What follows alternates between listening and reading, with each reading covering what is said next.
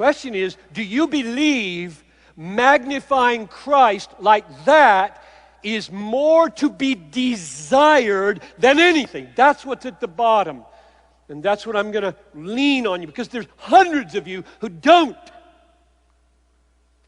You're just all caught up in the emotion here. When you walk out of here, self is your God. This just is so appealing to so much about the flesh here. You don't have to be a Christian to enjoy this. Let me tell you why this whole issue matters so much to me.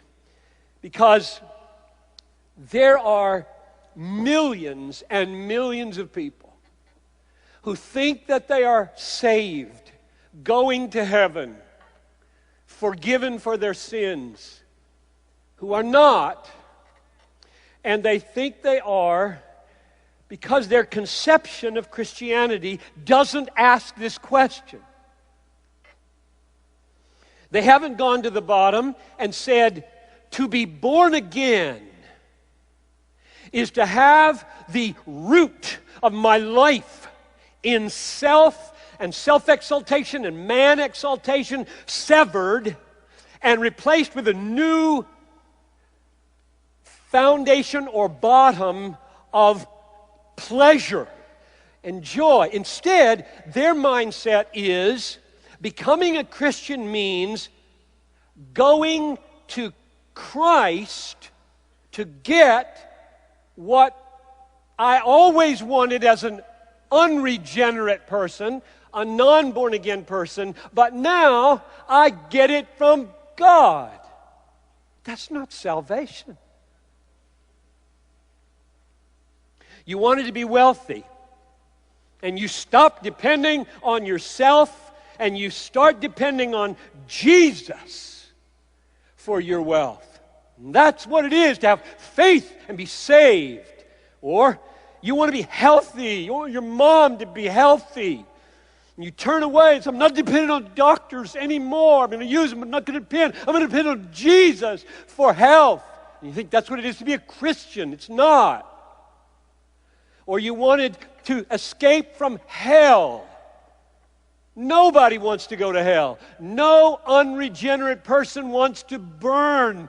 Nobody wants to be in hell. You don't have to be saved in order not to want to go to hell. It is no sign of being saved that you don't want to go to hell. And so if you turn to a new source, Jesus, get me out of hell because I don't want to be miserable for all of eternity. That's not to become a Christian. That's the same thing the world wants. You haven't changed at the bottom at all. Or you just want to have peace of conscience or a happy marriage or freedom from guilt. Nobody likes a guilty conscience. Nobody likes a miserable marriage. The world and all the unregenerate people on it want those things. So if that doesn't change and you go to God to get it, you simply have a new cook for the old meal.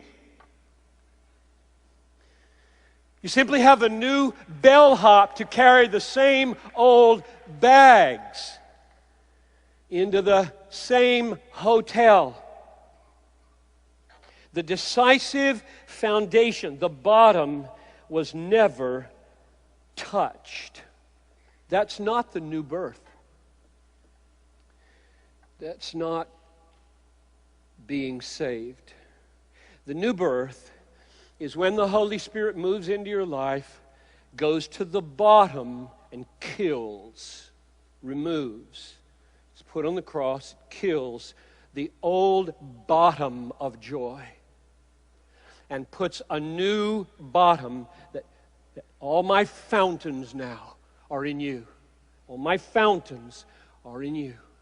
That's at the bottom. All the joys of my life, all the legitimate joys of my life are coming from that one. If you force me down to the bottom, it's not the same as the world anymore. Let me give you an illustration of how you can tell maybe whether you are born again. How do you pray? Do you pray like Jesus taught us to pray? I don't know if you've ever thought about the Lord's Prayer in this regard. Or do you pray like the world prays? The world prays, help me to get a job, and help me to find a wife, and help me to be healthy, and help me not to feel so guilty, and help me to be kind to people, and so on. Just all the stuff the world wants, they go to God for. You go to God for it, but nothing's different. Nothing's different. Now, what did Jesus say? He said, pray, number one, hallowed be your name. No unbeliever prays like that. None. God, the most important thing in my prayer is that you be magnified, you be honored, you be reverenced, you be esteemed. That's prayer number one. Prayer number two, your kingdom come. Let it come in my city. Let it come to my campus. No unbeliever prays like that. No nominal Christian prays, oh God, my second highest desire on the planet is that your kingdom would be manifest in my life and the life of my family and the life of this campus and around the world.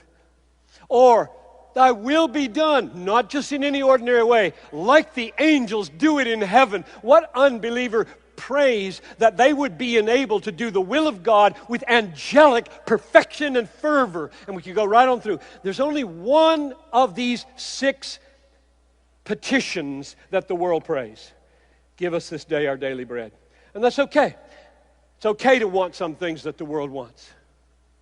We do overlap. We're human.